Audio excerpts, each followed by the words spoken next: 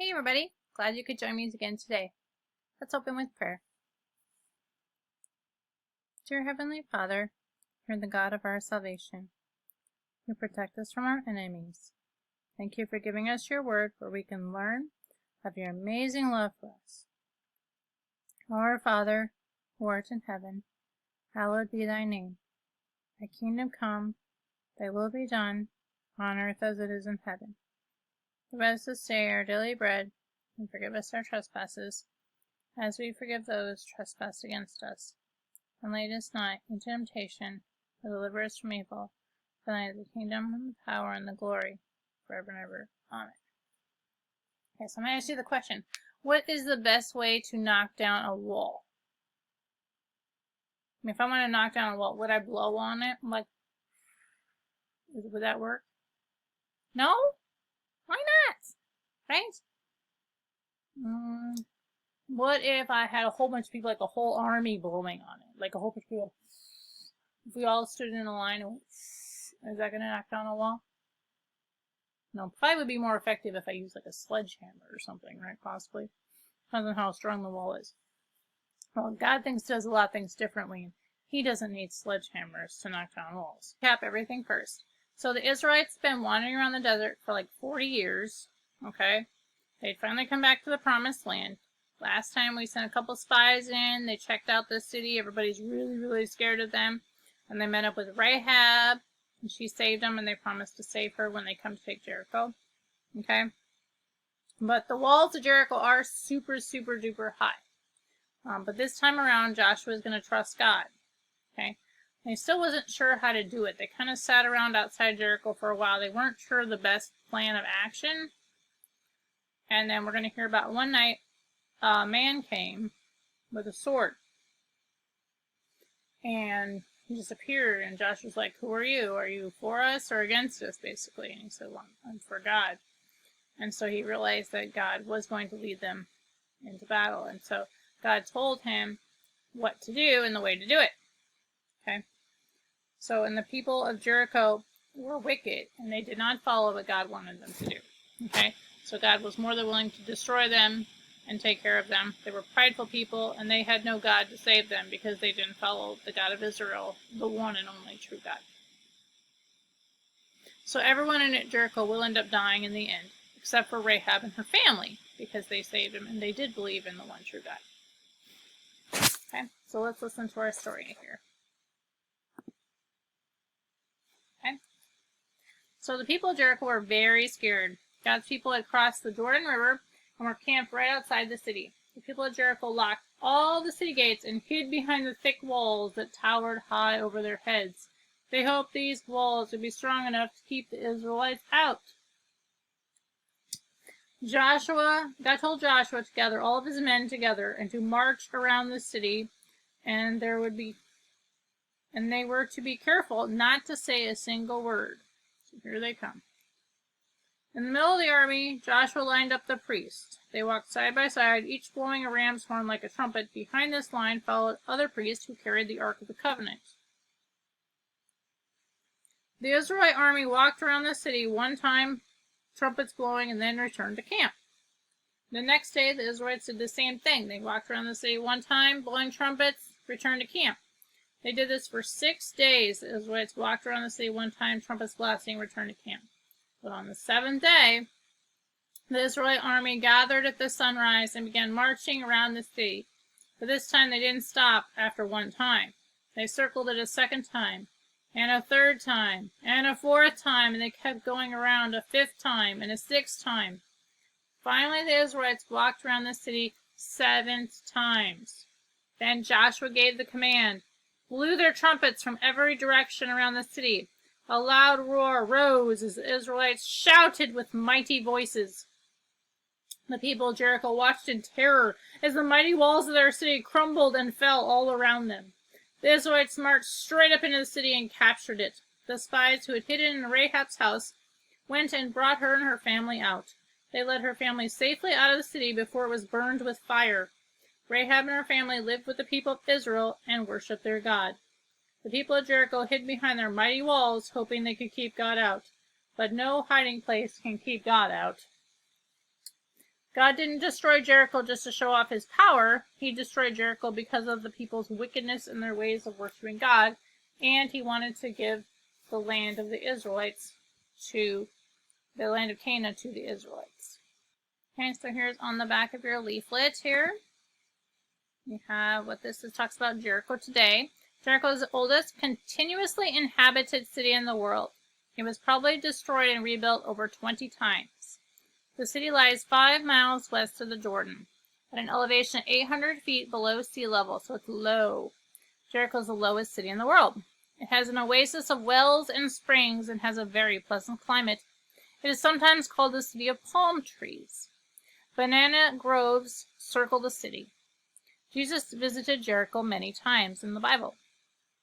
Today, the city is located in the Palestinian territory known as the West Bank. Only about 1% of the population are Christian. Most of the people that live in Jericho today are Muslim. And here's some pictures. This has been the ancient part of Jericho. Okay. And here is a shofar. A shofar is a type of trumpet made from a ram's horn. God also uses shofars, or trumpets, to help Gideon win the battle against the Midianites. So this was made out of a ram's horn. So that's how they made the trumpets. Okay. And note the number 7. Okay. The number 7 is a number of perfection or completeness in the Bible. It's no surprise that God would use this number in this narrative to show his power and perfection. I asked you to find the 7s in the Bible text. And think of another time that God used the number 7. Okay. One of the most obvious would be our 7 days of creation. Of course, he rested on the 7th day, but the 6th day was 6 days of creation resting on the 7th day. So that one is an obvious one. My help comes from the name of the Lord is our Bible verse. Jericho is also part of the New Testament, and here's some other passages that you can read about Jericho when the times when Jesus visited. I'm going to go ahead God's and show story. Joshua and the Battle of Jericho. So part of God's story is about a guy named Joshua, and it goes like this.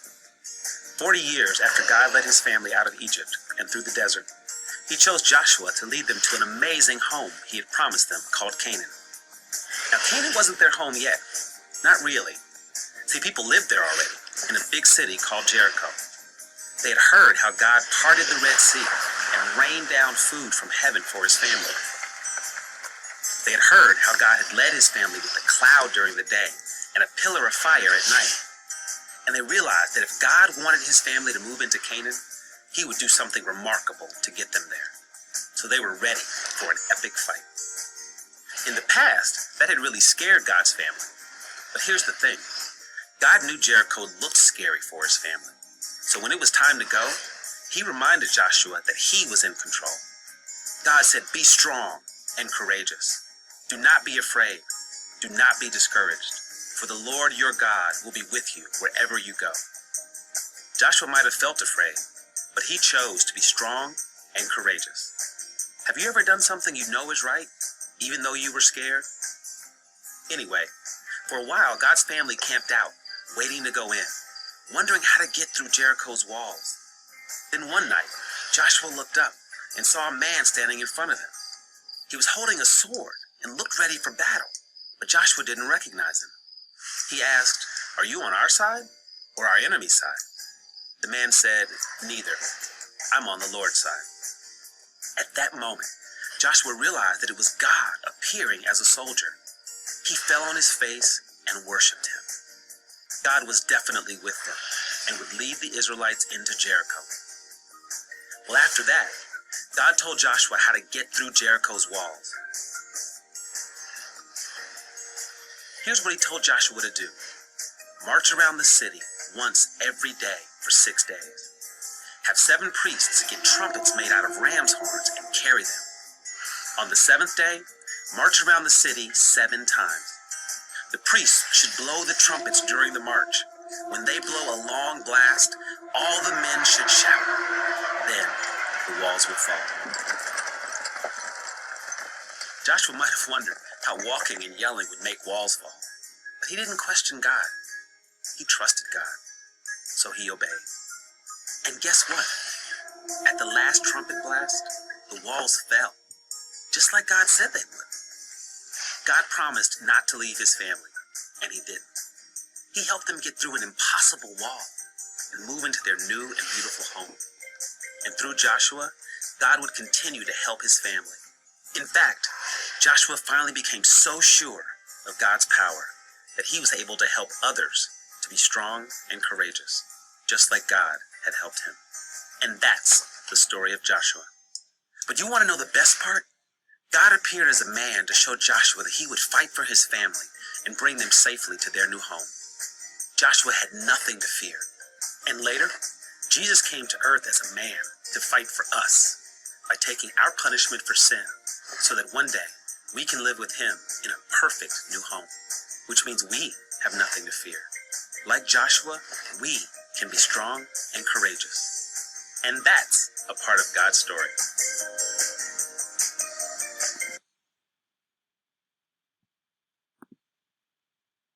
Okay, so that's our Joshua story a little bit differently.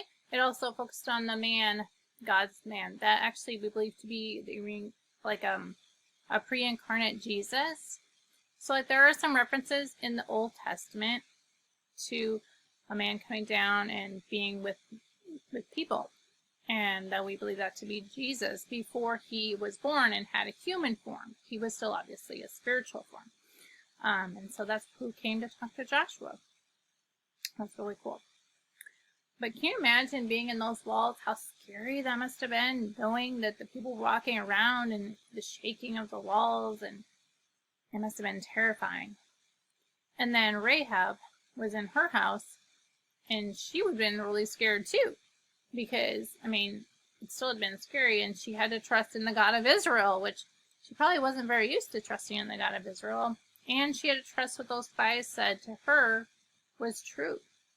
So big trust on her part, right? It's easy for us to put our trust in things not that are God.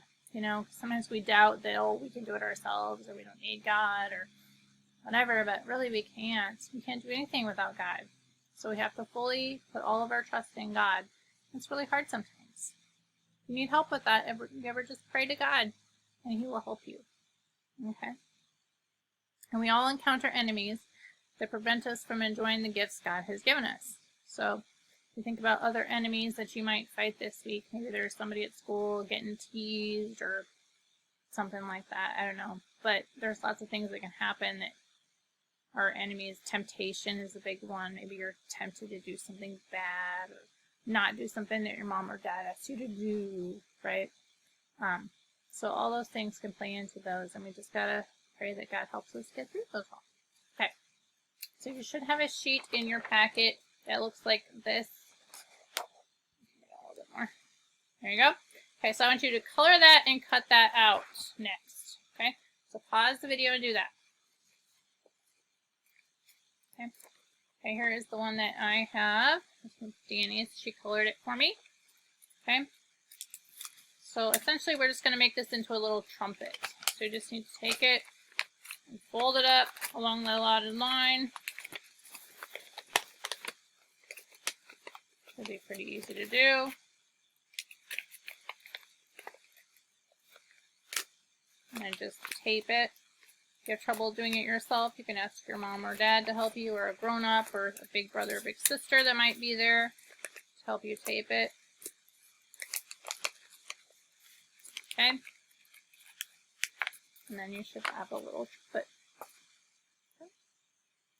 So now we're going to get ready, and I want you to get your trumpet ready, and we're going to act out the Battle of Jericho. Okay, so get ready.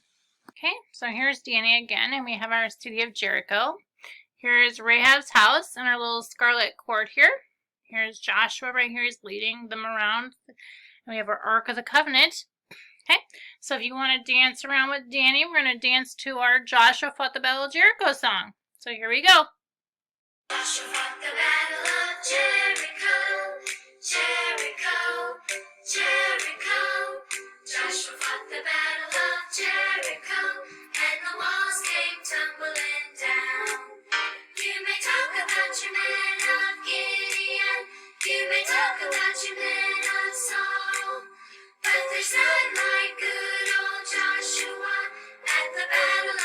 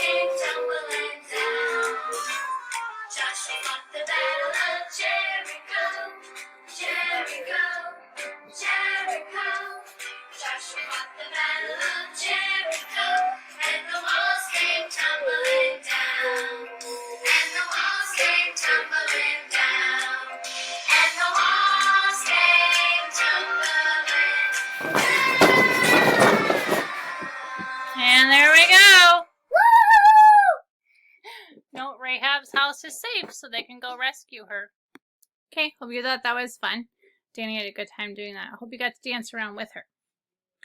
If you have the pickup packet, you have looks like a little box sheet with a box in it. Okay, so what I want you to do before you cut it out is you're supposed to write one sin in each square of the box.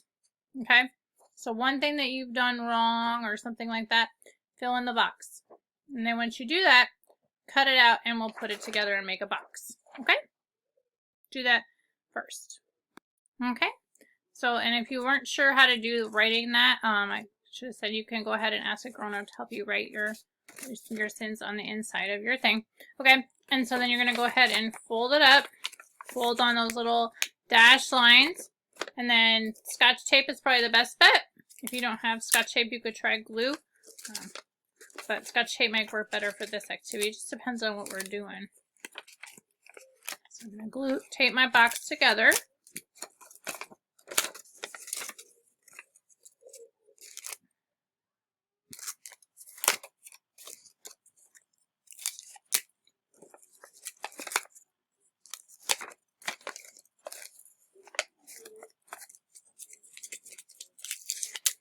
Get your box taped together.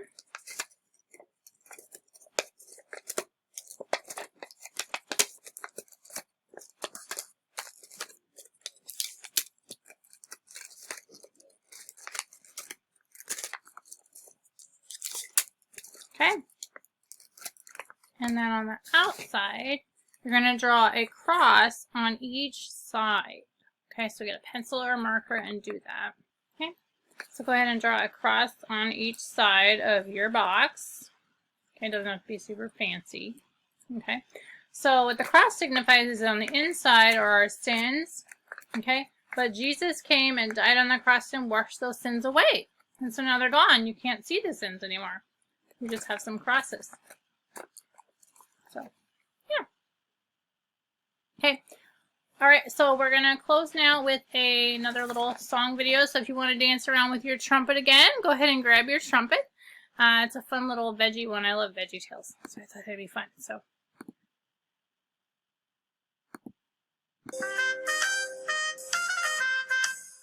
Joshua fought the battle of Jericho, Jericho, Jericho. Joshua fought the battle of Jericho, and the walls came tumbling down. You can talk about the king of Gideon, you can talk about the man of Saul. There's none like good old Joshua at the battle of Jericho. That morning, Joshua fought the battle of Jericho, Jericho, Jericho. Joshua fought the battle of Jericho, and the walls came tumbling down. Up to the walls of Jericho, he marched with spirit hand. Now blow them horns, old Joshua cried, 'cause the battle is in my hand. That morning, Joshua fought the battle of Jericho, Jericho, Jericho. Joshua fought the battle of Jericho, and the walls came tumbling down.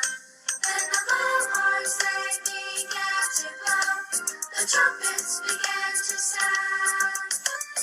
Joshua commanded the children to shout, and the walls came tumbling down. That morning, Joshua fought the battle of Jericho, Jericho, Jericho. Joshua fought the battle of Jericho, and the walls came tumbling down. Joshua fought the battle of Jericho, Jericho, Jericho. Joshua fought the battle of Jericho, and the walls came tumbling down.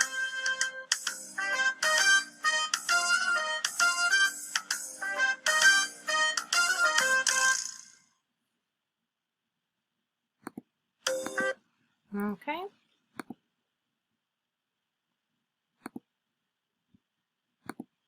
And you can see there the walls came tumbling down. I'm not sure that the Jericho people had cement trucks and like orange goop to dump on people, but if you've ever watched VeggieTales, they always have their kind of little veggie version to the story, which is kind of fun. So, okay. So our help comes in the name of the Lord, right? And Joshua could not have done what he did without the help of God. God led the way. God led them around the city, everything. So he had to trust in the Lord to get those things accomplished, and so should we. So our God is a very just God. He defeated sin, death, and the devil, and we can trust in him above all things. Okay, let's close in prayer. Dear Jesus, thank you for giving us the ultimate victory over sin and death. We know that we can put our trust in you. Help us to share this good news with others. In your name we pray. Amen. All right, let's sing our doxology.